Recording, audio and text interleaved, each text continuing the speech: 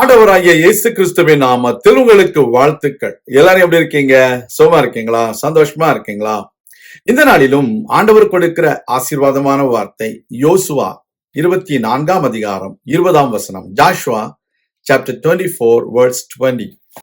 கர்த்தர் உங்களுக்கு நன்மை செய்திருக்க நீங்கள் கர்த்தரை விட்டு அந்நிய தேவர்களை சேவித்தால் அவர் திரும்பி உங்களுக்கு தீமை செய்து உங்களை நிர்மூலமாக்குவார் என்றான். அருமையான தேவனுடைய பிள்ளைகளே, ஆண்டவருடைய வார்த்தை சொல்கிறது, கர்த்தர் நமக்கு நன்மை செய்திருக்கும் பொழுது நாம் நன்றி கெட்டவர்களாக வாழக்கூடாது. Dear children of God, we need to make our mind to be grateful to God because He has done great things in our life. He has done so many good things in our life. God has blessed us with a nice job, nice family, nice friends. Every blessings, whatever we needed, God blessed us with them. So, what is the expectation of God from us? We need to serve Him. We should not leave Him and abandon Him to serve other people or other jobs or other friends or other things of the world. So we need to make sure to worship Him, to be grateful to Him, because our God is a God who will always expect His people to worship Him, honor Him, give Him His due respect. நம்முடைய வாழ்க்கையில கர்த்தருக்கு கொடுக்க வேண்டிய கனத்தையும் மகிமையையும் நாம் செலுத்த வேண்டும். காரணம், நம்முடைய தேவன் மிகவும் எரிச்சல் உள்ள தேவன். He is a jealous God. He doesn't like us to worship something else, leaving Him and abandon Him, because He has done so many good things in our life. நம்முடைய வாழ்க்கையில அவர் அநேக நன்மைகளை செய்திருக்கும் பொழுது யாராவது நன்றி இல்லாம இருப்பாங்களா? யாராவது அந்த தேவனை விட்டு விலகி போவாங்களா? கொஞ்சம் யோசித்து பாருங்க.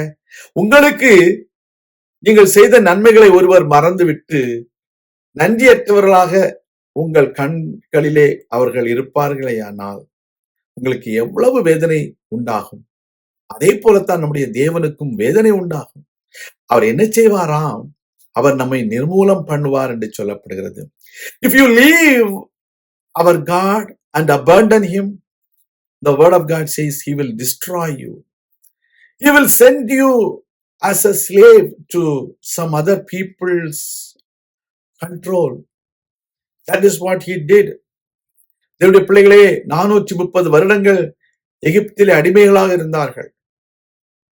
கிதியோனின் நாட்களிலே மீதியானியர்கள் கையிலே அடிமைகளாக இருந்தார்கள். தானியேலுடைய நாட்களிலே பாபிலோனிலே 70 வருடங்கள் அடிமைகளாக இருந்தார்கள். இப்படி பல இடங்களில் தேவ பிள்ளைகள் அடிமைகளாக இருக்க காரணம் என்ன? அவர்கள் தேவனை விட்டு விட்டு வேற தேவர்களை அவர்கள் சேவித்தார்கள். Because the people of God left God and served other gods with the lowercase g, God did not like it. Our Lord God is a jealous God. He wants us to worship Him. He has created us to worship Him and to honor Him. So let us keep it in mind and follow whatever the word of God says in our life. ஆண்டவருடைய வார்த்தையின்படியே செய்வோம். கர்த்தர் நம்மை ஆசீர்வதிப்பார். நாம் ஜெபிப்போம். எங்கள் அன்பின் பரலோக பிதாவே, நாங்கள் உமக்கு நன்றியுள்ளவர்களாக இருக்க உதவி செய்திருக்கிறோம். எல்லா சூழ்நிலையிலும் உம்மையே நேசிக்க, உம்மையே கனப்படுத்த, உம்முடைய நாமத்தையே உயர்த்த கர்த்தாவே எங்களுக்கு உதவி செய்திடணும். வேற எந்த காரியத்தையும் நாங்கள் முதன்மைப்படுத்தாதபடிக்கு தேவனே எங்களுக்கு முன்பதாக நீர் நின்று எங்களை காத்துக்கொள்ளும், எங்களை வழிநடத்தும். இயேசு கிறிஸ்துவின் நாமத்தில் ஜெபிக்கிறோம் எங்கள் நல்ல பிதாவே. ஆமேன். கர்த்தர் தாமே உங்களை ஆசீர்வதிப்பாராக. ஆமேன்.